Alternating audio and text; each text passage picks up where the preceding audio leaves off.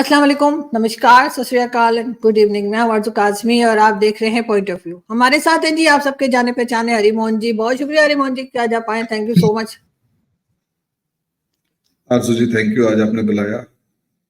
Sir, हमारी country में पहले ही बहुत मुश्किलें पड़ी हुई हैं। आप जानते हैं अफ़गानिस्तान की साइड से ईरान हो चाहे चाइना हो, आपके से एक अमन चल रहा था, तो अब ये वाटर ट्रीटी का नया लेटर आप लोगों ने क्या भिजवाया है और क्या आप इससे अचीव करना चाह रहे हैं? ये घबराहट है या ये वाक़ई कोई सीरियस चीज़ चल रही है?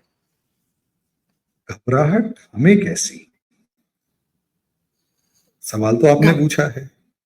मैं एक सेकंड, घबराहट घबराहट इस बात की आप सर मैं एक सेकंड ठीक है, घबराहट इस बात की कि इस वक़्त बहुत ज़्यादा क्रिटिसाइज़ किया जा रहा है मोदी जी की गवर्नमेंट को और हमारे यहाँ ये बात कही जा रही है कि शायद इंडिया को दिखाने के लिए कि हम तो भारत की तरफ से पाकिस्तान को बड़ा टफ टाइम देने वाले हैं, ऐसा कुछ तो नहीं है?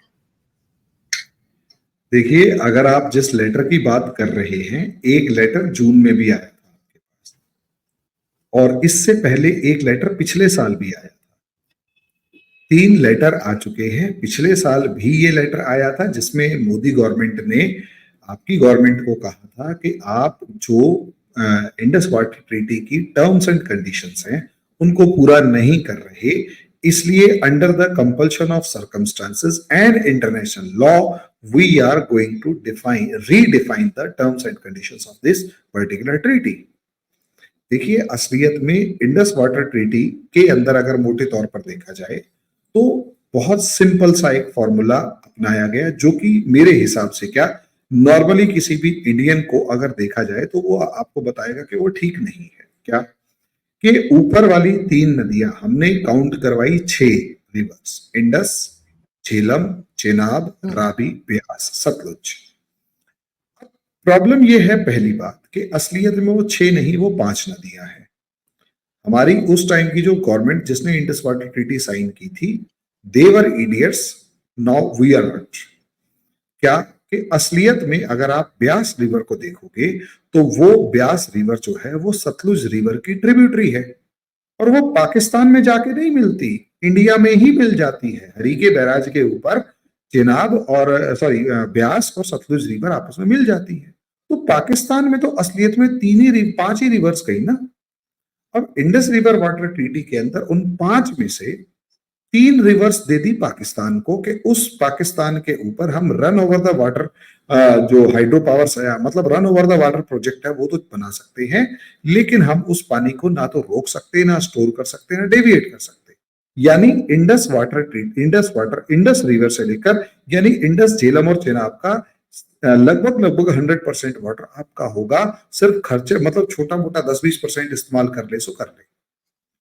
और उसके बाद नीचे वाली रावी और व्यास रिवर का जो पानी है वो इंडिया यूज कर सकता है, रावी, व्यास और सतलुज का, मेनली रावी और सतलुज का, क्योंकि व्यास तो ट्रिब्यूटरी है। अब आप अंदाजा लगा कर देखिए, 5 में से 3 आपको दी, जबकि इंटरनेशनल लॉ ये कहता है कि मेजोरिटी रिवर वाटर के ऊपर मेजोरिटी परसेंटेज उसका होगा जिसके पास, उसके हिस्से में आएगा जिसके पास रिवर का ओरिजिन है या फिर जो अपस्ट्रीम में है। सीधी सी बात है। यानी अगर इंटरनेशनल लॉज को देखा जाए तो इंडस वाटर ट्रीटी के अंदर इंडस का यानी इंडस रिवर का यानी सिंधु का और उसके बाद झेलम का और चेनाब का, इनका 80% वाटर या कम से कम 60% वाटर इंडिया के पास होना चाहिए।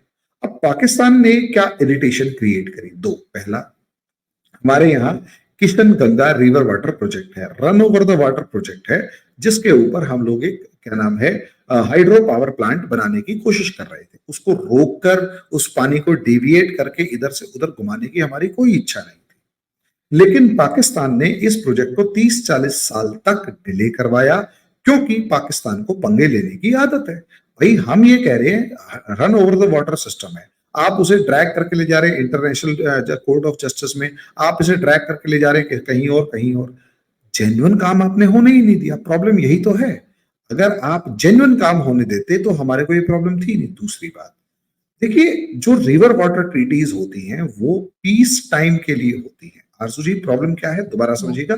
पीस टाइम के लिए होती है। वो उम्मीद करते हैं कि हम अगर आपके साथ रिवर वाटर के ऊपर कॉपरेट कर रहे हैं तो आप भी हमारी कंट्री के इंटरेस्ट्स का ध्यान रखेंगे और ऐसा कोई काम नहीं करेंगे जो हमारी कंट्री की सॉवरेनिटी इंटीग्रिटी के अगेंस्ट जाता हो। लेकिन पाकिस्तान से जिस तरीके का हमारे कंट्री के अंदर टेररिज्म एक्सपोर्ट होता है, जिस तरीके से पाकिस्तान हमारे बात बात में यूनाइटेड नेशंस के अंदर हमारे को घेरने की कोशिश करता है, प्रॉब्लम्स क्रिएट करने की कोशिश करता है, हर्डल्स क्रिएट करने की कोशिश करता है और एनिमोसिटी वाला एक बिहेवियर क्लियर वर्ड्स में शो करता है, तो आप कैसे उम्मीद कर सकते हैं कि हम आपके साथ अच्छा बिहेव करेंगे?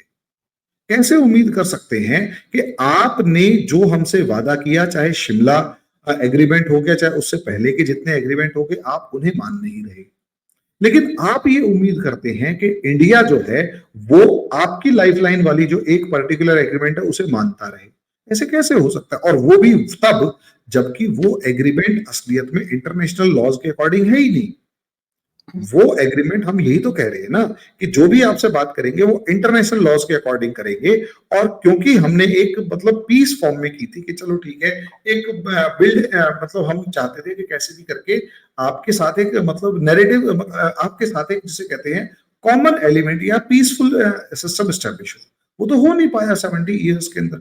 54 से लेकर आज 24 हो चुका है, 70 ईयर्स के अंदर आज तक आरजू जी पाकिस्तान और इंडिया के बीच में पीसफुल टाइम्स हुए ही नहीं। पाकिस्तान हमारे इंटरनल मैटर्स में हर मामले में कहीं ना कहीं इंटरफियर कर रहा है।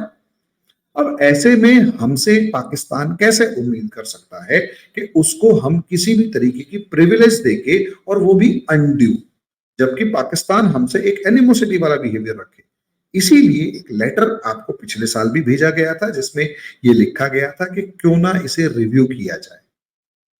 उसके बाद दोबारा ये लेटर अप्रोक्सीमेट, जहां तक मुझे याद है, जून में भी भेजा गया और उसके बाद अब ये लेटर भेजा गया और साफ तौर पर पूछा गया क्यों ना रिव्यू किया जाए, और पाकिस्तान की तरफ से रिप्लाई की उम्मीद की जा रही है। और अगर पाकिस्तान इसमें कोई रिप्लाई नहीं देता तो वन साइडेड हम उस एग्रीमेंट के अंदर चेंजेस कर सकते हैं। ये लेकिन सर टाइमिंग्स बहुत इंपॉर्टेंट होती हैं किसी भी काम के लिए। इस वक्त पाकिस्तान के हिसाब से पाकिस्तान इस वक्त कमजोर हालत में है, और इससे पहले इतने कमजोर शायद पाकिस्तान कभी नहीं हुआ, चाहे वो इकोनॉमी हो या किसी भी चीज को ले लीजिए, सिक्योरिटी को लेकर। इस वक्त ही क्यों इतना प्रेशराइज किया जा रहा है, उससे पहले आप लोगों ने नहीं किया और अब अचानक? जी, इसमें दो पार्ट्स हैं। आप ये कह रहे हैं टाइमिंग, मैं आपसे एक चीज ये पूछता हूं आरजू जी, टाइमिंग की अगर बात की जाए तो क्या पाकिस्तान ने कभी टाइमिंग के मामले में कोई शर्म की? पहले आप बताइए। 1947 में हम और आप दोनों एक साथ, मतलब आप बने थे, हम आजाद हुए थे, इंडिया आजाद हुआ और पाकिस्तान बना था। क्या जिन्ना ने 1947 में एक बिखरे हुए इंडिया को इकट्ठा करने का टाइम दिया? आपने क्या हैदराबाद को नहीं प्रोवोक किया था कि वो पाकिस्तान में मिल जाए? क्या आपने जूनागढ़ को प्रोवोक नहीं किया था कि वो पाकिस्तान में मिल जाए? क्या भोपाल के नवाब को प्रोवोक करके ये नहीं कहा था कि जो बीकानेर, जैसलमेर और जोधपुर तीनों की तीनों जो स्टेट्स हैं वो पाकिस्तान के अंदर मिल जाएं? ये तो आपने प्रोवोक किया था। कश्मीर के अंदर का जिस तरीके से कबाइलियों की फोर्स भेजी थी आपने, वो आपने प्रोवोक किया था। इंडिया उस टाइम पर 530 रियासतों को समेटने की कोशिश कर रहा था। हमें 530 छोटी बड़ी रियासतें मिली थी, उन्हें इकट्ठा करने की कोशिश कर रहा था। इंडिया अपनी प्रॉब्लम से फंसा हुआ था, जिन्ना ने उसका फायदा उठाया। चलो उसको छोड़ देते हैं, वो तो नई नई गर्मी थी। 1962 में इंडिया चाइना लड़ाई हुई, इंडिया को बहुत बुरी शिकस्त झेलनी पड़ी, इंडिया को काफी नुकसान हुआ। क्या पाकिस्तान ने 1965 में हमला करते हुए एक बार ये सोचा यार 3 साल पहले ये कंट्री लड़के हटा है, बहुत हालत खराब है, और 1964 के अंदर जो प्रधानमंत्री जवाहरलाल नेहरू मई में एक्सपायर हुए हैं और आप जनवरी के अंदर हमला कर रहे हैं 1965 का? क्या उस टाइम पर पाकिस्तान बहुत हरा भरा होता था, बड़ी जबरदस्त उसको अमेरिका से लेकर यूरोप से फंडिंग मिलती थी, इंडिया के पास खाने के लिए अनाज तक नहीं था? क्या पाकिस्तान ने उस बुरे हालात में एक बार को सोचा कि भाई सीधी सी बात है, इंडिया के बुरे हालात हैं और इस टाइम इंडिया के पास खाने को अनाज तक नहीं है, हमें इसके ऊपर हमला नहीं करना चाहिए। जबकि आपके अयूब खान कहते हैं कि इससे ज्यादा कमजोर इंडिया। अयूब खान जी से पूछा गया 1965 में कि आपने कोई रीजन तो था नहीं इंडिया के ऊपर अटैक करने का, तो अटैक क्यों किया? तो अयूब खान का बहुत एक वल्गर सा मतलब एक बड़ा अजीब सा जवाब था। कहता है मेरे को पता है कि अयूब खान के ने कहा कि मुझे पता है, मुझे ये लग रहा था कि इंडिया इस टाइम पर सबसे ज्यादा कमजोर है। प्राइम मिनिस्टर एक्सपायर हो चुका है, जो नए प्राइम मिनिस्टर लाल बहादुर शास्त्री ये किसी लायक दिखाई नहीं देते, आर्मी बहुत कमजोर है, डिमोरलाइज्ड है, और सबसे बड़ी बात देश के अंदर सूखा पड़ा हुआ है और भूखमरी जबरदस्त है। यानी इंडिया अपनी सबसे ज्यादा कमजोर सिचुएशन में है तब। अच्छा आरजू जी, उसके बाद अगर आप देखते हैं तो क्या पाकिस्तान ने खालिस्तान को सपोर्ट करने में कभी कोई कसर छोड़ी? क्या नहीं, पाकिस्तान ने कश्मीर को कमजोर करने, कश्मीर के मामले में इंडिया के साथ कभी कोई रियायत बरती? कभी पाकिस्तान ने कभी एक बार भी ऐसा कहा हो या एक बार भी ऐसी रियायत बरती हो कि इंडिया के अंदर कोई भी टेररिस्ट अटैक हो रहा है तो क्या कुछ सपोर्ट किया इंडिया को? जब हमारी बंबई के ऊपर, चलो हमें मान लेते हैं एक बार को, हालांकि मेरा को मानने का बिल्कुल मन नहीं है, लेकिन एक बार को मान लेते हैं कि पाकिस्तान के अंदर वो जो पाकिस्तान से 10 टेररिस्ट बॉम्बे के ऊपर अटैक करने के लिए जो आए थे, वो पाकिस्तान की गवर्नमेंट की इन्वॉल्वमेंट नहीं है। लेकिन क्या पाकिस्तान की गवर्नमेंट ने जरा सा भी एक प्रूफ दिखा दे जो इंडियन गवर्नमेंट को किसी भी तरीके से कॉपरेट किया हो? जब हमारा देश एक लड़ाई में फंसा हुआ था, 2008 में अटैक हो गया था और टेररिस्ट जो आपके देश के भेजे हुए थे उन लोगों के साथ फंसा हुआ था, क्या पाकिस्तान ने कोई कंसेशन दिया था? मुझे लगता है इन सारी सिचुएशंस के अंदर, और सबसे बड़ी बात, पाकिस्तान को एक चीज जो आज के दिन हमसे उम्मीद कर रही है वो शायद नहीं करनी चाहिए। हमारे देश के अंदर पहली बार आफ्टर 70 ईयर्स एक सरकार आई है जो ट्रूली नेशनलिस्ट गवर्नमेंट है, ट्रूली नेशनलिस्ट गवर्नमेंट है। आज से पहले कांग्रेस आई, कांग्रेस कोई नेशनलिस्ट गवर्नमेंट नहीं थी, वो मैनिपुलेटिव गवर्नमेंट थी। कभी हिस्ट्री के ऊपर हम डिस्कस करेंगे तो असलियत में कांग्रेस वो पार्टी थी जिसे बनाया ही एक अंग्रेज ए.ओ. ह्यूम ने था, और उसकी आइडियोलॉजी ही कांग्रेस के अंदर फ्लोरिश कर रही थी। उस आइडियोलॉजी के काउंटर के अंदर जब क्या नाम है, हमारे बाल गंगाधर तिलक से लेकर लाला लाजपत राय से लेकर अरबिंदो घोष से लेकर बिपिन चंद्र पॉल, ये लोग जब खड़े हुए तो कांग्रेस में इन्हें धक्के मारकर निकाल दिया गया 1907 में। और यही कांग्रेस हमारे देश के अंदर 2014 तक पावर में रही है, अपोजिशन में रही है। और जो हमारे यहाँ पहली बार बीजेपी की गवर्नमेंट नेशनलिस्टों की बनी, वो भी बैसाखियों के ऊपर बनी थी। 2014 में पहली बार एक ऐसी गवर्नमेंट आई है जो हाईली स्ट्रांग गवर्नमेंट है और कंप्लीटली नेशनलिस्टों की गवर्नमेंट है। इसके अंदर कांग्रेस का डीएनए है ही नहीं। और यही रीजन है कि पाकिस्तान को पहली बार इतना ज्यादा हीट फेस करना पड़ रहा है। इंदिरा गांधी ने प्रॉब्लम क्रिएट की पाकिस्तान के लिए, पाकिस्तान के 2 टुकड़े हुए, लेकिन इंदिरा गांधी ने जानबूझकर नहीं किया, मजबूरी में किया था। When she was left with no options, तब जाके उसने बांग्लादेश के अंदर एक्शन लिया था। ये रियलिटी है। जब हमारे यहाँ खुद ही रोटी खाने को नहीं है, भुखमरी गजब लेवल पर पहुंची हुई है, और आपके यहां से लगभग 3 करोड़ के करीब बांग्लादेशी जो है वो इंडिया में घुस चुके थे। हमारे यहाँ रिफ्यूजी क्राइसिस क्रिएट हो चुका था, और बार बार इंदिरा गांधी कह रही है कि हमारे पास इतने रिसोर्सेज नहीं है कि अपनी पॉपुलेशन को तो हम रोटी खिला नहीं पा रहे, इस बड़ी पॉपुलेशन को हम कैसे हैंडल करेंगे? प्लीज बांग्लादेश के अंदर ऐसा मत करो। अमेरिका का निक्सन कहता है you are not going to interfere any in internal matters of Pakistan, आपको otherwise you have to face the consequences. और सोच कर देखिए, इंदिरा गांधी निक्सन से बिना मिले वापस आ गई, उन्हें बिना मिले वापस आना पड़ा। 1.25 घंटे तक निक्सन ने इंदिरा गांधी को इंतजार करवाया था, क्योंकि उस टाइम पर सिचुएशंस काफी कमजोर थी और इंदिरा गांधी मजबूर हो चुकी थी वो स्टेप उठाने के लिए। लेकिन ये जो गवर्नमेंट है ये मजबूर नहीं है, मजबूत है। और इस गवर्नमेंट का नेचर वैसा ही है, सीधी सी बात है, टिट फॉर टैट है, जैसा आप करेंगे वैसा करेंगे। और ये गवर्नमेंट की सबसे बड़ी खास बात यह है, ये किसी भी डिसीजन को लेते हुए घबराती नहीं है, पीछे नहीं हटती। और पाकिस्तान की बदकिस्मती ये है इस टाइम पर कि जब इंडिया में एक स्ट्रांग गवर्नमेंट, लिटरली बहुत स्ट्रांग गवर्नमेंट बैठी हुई है, तो पाकिस्तान के अंदर एक टर्मोइल चल रहा है। लेकिन इस चीज को भी नहीं भूलना चाहिए, जब इंडिया में कश्मीर क्राइसिस के बाद हिंदू मुस्लिम क्राइसिस शुरू हुआ और बाबरी डेमोलिशन की बात होने लगी, उस टाइम पर बेनजीर भुट्टो की तरफ से एक बयान आता था कि इंडिया को नजारे चखा देंगे अगर इंडिया ने मुसलमानों को कुछ भी किया तो। आप हमारी तरफ से एक बयान दिखा दीजिए, एक बयान। आपके यहां से तो ओपनली आप इंटरफियर करते थे ना इंडिया के इंटरनल मैटर्स में मुस्लिम्स के नाम पर। हमारी कंट्री का एक बयान दिखा दीजिए जब पाकिस्तान हिंदुओं को मार रहा होता था और हम कहते थे कि हिंदुओं को कुछ कहा तो हम बता देंगे। उसका नतीजा ये है 12-13% से लेकर 0.8% रह गई है, क्योंकि हमारी हैबिट कभी भी किसी के इंटरनल मैटर्स में इंटरफियर करने की नहीं रही, जब तक कि सर पे ही जूते ना पड़ जाए। लेकिन सर इस बार गवर्नमेंट जानती है कि भाई सीधी सी बात है, हमारे को अगर अपना पड़ोस सिक्योर रखना है, ढंग से रखना है, तो इंटरफियर करना पड़ेगा।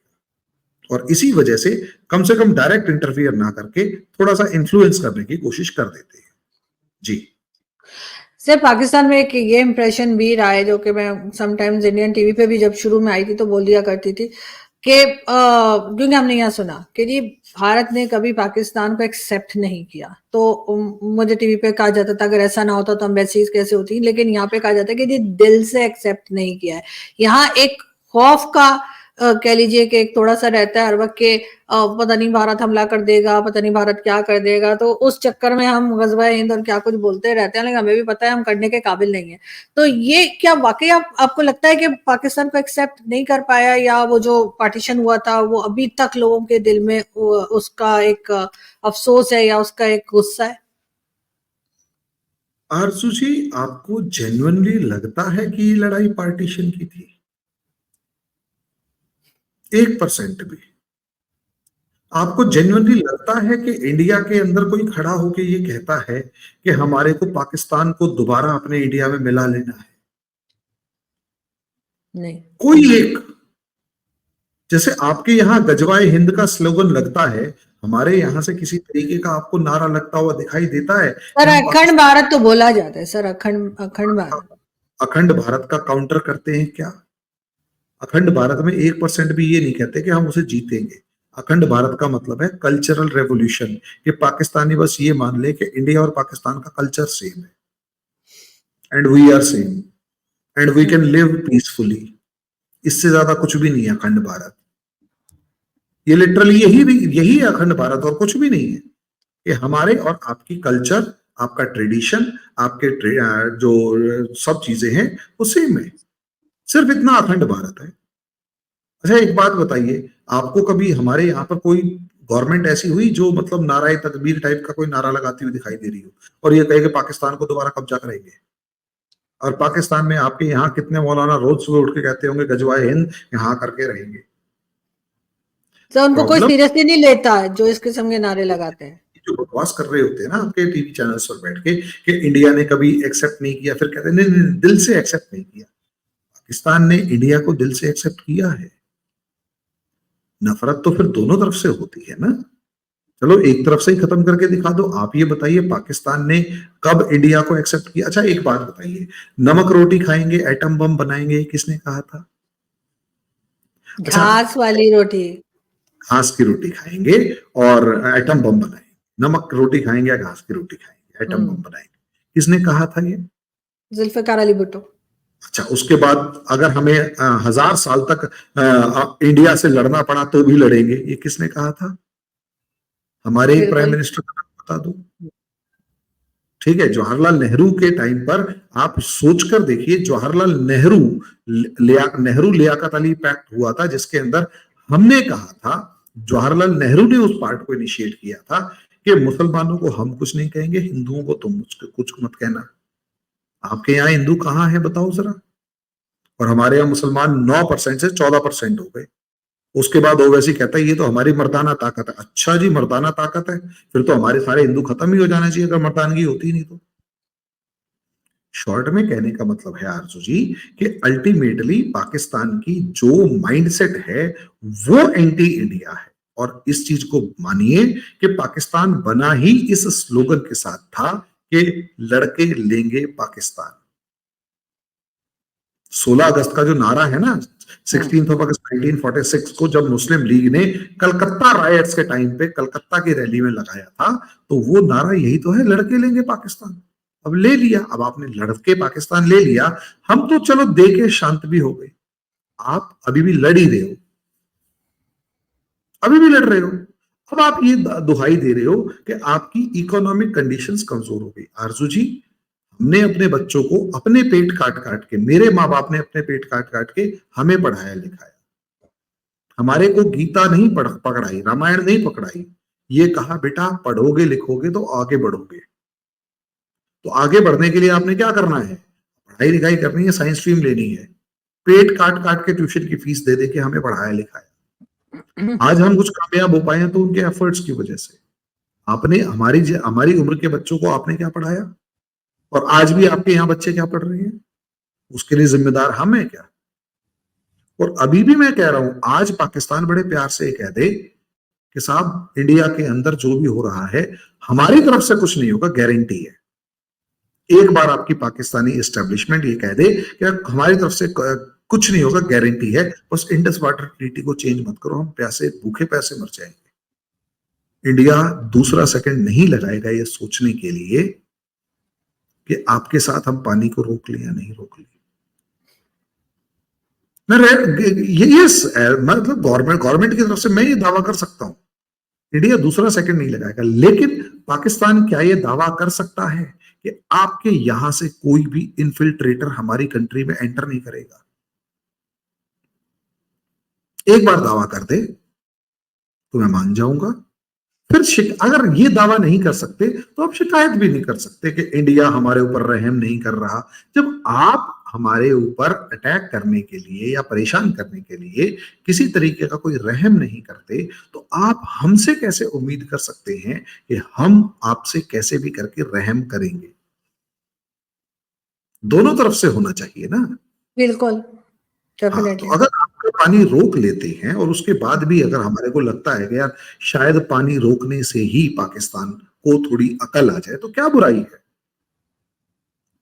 रोक लेने दो, थोड़े दिन रोक के नहीं भी देख सर, लेते हैं, प्यासे मरने के बाद उन्हें अकल आए कि नहीं यार इंडिया से अब नहीं लड़ना चाहिए, अब तो पानी भी रोक दिया, अब तो फसल भी खराब लेकिन हो गई। सर क्यों सब लोग आपको नेगेटिव शेड में देखेंगे, कोई अप्रिशिएट नहीं करेगा दुनिया से, लोगों को नहीं यही करेगा लगेगा कि आपने तो पाकिस्तान को प्यासा कर दिया। अगर आपने नहीं देखेंगे तो कोई बात नहीं। वो जो राबी का सॉरी चेनाब का, झेलम का और इंडस का पानी अगर मेरे राजस्थान के अंदर यूज हो जाता है और वहां पर हरी भरी खेती होती है तो कोई दिक्कत नहीं है। एक थार डेजर्ट जो हमारे यहाँ खत्म होगा आपके यहाँ बन जाएगा, आप उसे कुछ और कह लीजिएगा। भाई लाहौर आज भी पानी के लिए तरस रहा है क्योंकि रावी सूख चुकी है। अभी एक शहर का सिग्नल दिखाया है, बस कुछ नहीं था, पहले वाली सरकार उस पानी को यूटिलाइज नहीं करती थी। इस गवर्नमेंट ने जो पानी जा रहा था वो भी रोक लिया और सारा पानी खुद ही यूटिलाइज कर लिया। प्रॉब्लम क्या आ रही है आपको? आपको प्रॉब्लम ये आ रही है कि आपने लाहौर का हाल देख लिया और चेनाब से जो कैनाल वगैरह बनाई है वो उतनी ज्यादा इफेक्टिव है नहीं जो पूरे लाहौर को पानी पिला सके। तो आपके यहाँ तो बिल्कुल। प्रॉब्लम आ रही है। और नहीं, चलो लाहौर डेफिनेटली प्रॉब्लम होगी। हाँ। शहर को तो आप पानी पिला रही हैं, लेकिन उस खेती बाड़ी का क्या करेंगे? वो खेती बाड़ी तो खराब हो रही है वहां पर।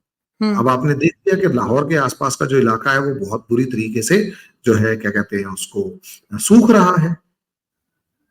जब वो सूख रहा है तब आपको अकल आ रही है। अब इंडिया एक सिग्नल दे रहा है कि भाई मान जाओ मान जाओ, आप मान नहीं रहे तो कोई बात नहीं, हमारे बहुत सारे पैसे खर्च होंगे, वो पानी बहुत महंगा पड़ेगा। भाई सीधी सी बात है, इंडस से पानी अगर शुरू हो रहा है, इंडस वाटर को आपने झेलम में डालना है, झेलम का पानी आपने चिनाब में डालना है, चिनाब का पानी आपने रावी में डालना है, रावी का पानी सतलुज में डालना है, सतलुज के पानी को आपने वहां तक लेके आना है। पैसा कितना खर्च होगा? भाई राजस्थान में हरियाली आएगी ठीक है, पैसा कितना खर्च होगा ये भी तो बताओ।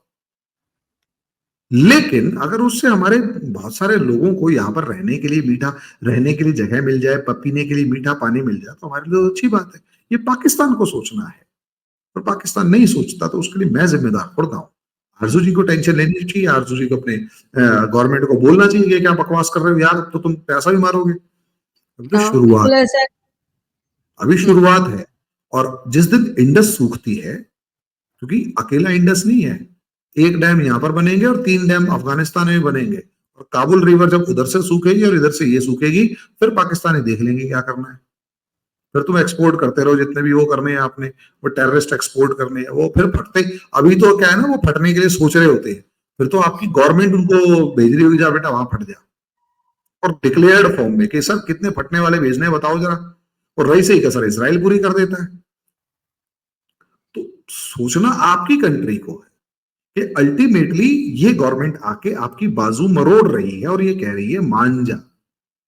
अभी तक हमारी किसी भी सरकार ने, कांग्रेस तक की यानी 2014 तक की किसी भी गवर्नमेंट ने ऐसा कभी कुछ कहा नहीं था, पहली बार ये सरकार कह रही है, और ये चीज आप लोगों से बर्दाश्त नहीं हो रही है। प्रॉब्लम ये है।